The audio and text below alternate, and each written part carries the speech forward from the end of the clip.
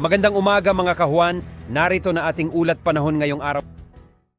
Simula na naman ang panibagong linggo at narito ng lagay ng ating panahon ngayong araw ng Lunes, February 19, 2024. At sa ating latest satellite images, patuloy yung pag-iral ng easterlies o ito yung hangin nagmumula dito sa may silangang bahagi ng ating bansa, partikular na sa may karagatang Pasipiko. Mapapansin ninyo, wala masyadong kaulapan dito sa ating kapuluan sa kasalukuyan, kaya generally fair weather ang mararanasan sa malaking bahagi ng ating bansa. Pero posible pa rin yung mga isolated rain showers and thunderstorms, lalo na bandang hapon hanggang sa gabi. Posible nga hanggang sa pagkatapos ng linggong ito ay easterlies ang mararanasan natin na panahon dito sa malaking bahagi ng ating bansa, pansamantala natin hindi mararamdaman itong hanging amihan. Pero posible pa rin bumalik yung amihan by the weekend or by next week. Kadalasan natatapos yung panahon ng amihan natin sa buwan ng Marso, mga second o third week. Samantala, sa ating datos din ay wala tayong inaasahang bagyo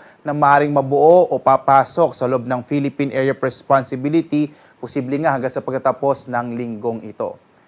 At narito ang ating nasahang panahon dito sa may Luzon. Makikita natin na malaking bahagi ng Luzon ay makararanas ng bahagyang maulap hanggang sa maulap na kalangitan na may posibilidad ng mga pulupulong pag-ulan, pagkidlat, pagkulog. Kadalasan nangyayari sa hapon hanggang sa gabi. Medyo mainit pa rin yung tanghali natin na mararanasan sa araw na ito sa malaking bahagi ng Luzon. Yung agwat nga ng temperatura sa Lawag na sa 22 to 31 degrees Celsius, sa Baguio 15 to 25 degrees Celsius, sa Tuguegarao 22 to 33 degrees Celsius, habang sa Kamaynilaan 24 to 33 degrees Celsius hanggang 31 degrees Celsius naman sa Tagaytay, at sa Legazpi hanggang 30 degrees Celsius.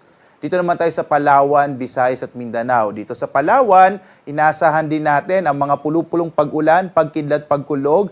Ang agwat ng temperatura sa Palawan nasa 25 to 33 degrees Celsius sa Calayan Islands. Sa Puerto Princesa naman, 25 to 32 degrees Celsius.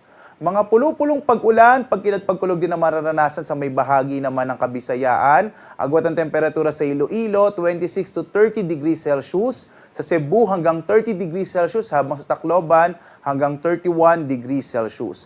Malaking bahagi rin ng Mindanao ay makararanas ng bahagyang maulap hanggang sa maulap na kalangitan na may mga pulupulong pag-ulan, pagkidlat, pagkulog bandang hapon hanggang sa gabi. Agwat ang temperatura sa Zamboanga hanggang 34 degrees Celsius. Sa Cagayan de Oro naman hanggang 30 degrees Celsius, habang sa Davao ay mula 24 to 33 degrees Celsius. At sa ngayon nga, wala tayong umiiral na gale warning. Inaasahan natin yung banayad hanggang sa katamtaman na pag-alo ng karagatan, partikular na sa mga baybayin ng ating kapuluan. Pero patuloy pa rin pag-iingat kapag meron tayong mga thunderstorms na maaaring biglang magpalakas ng alon ng ating karagatan.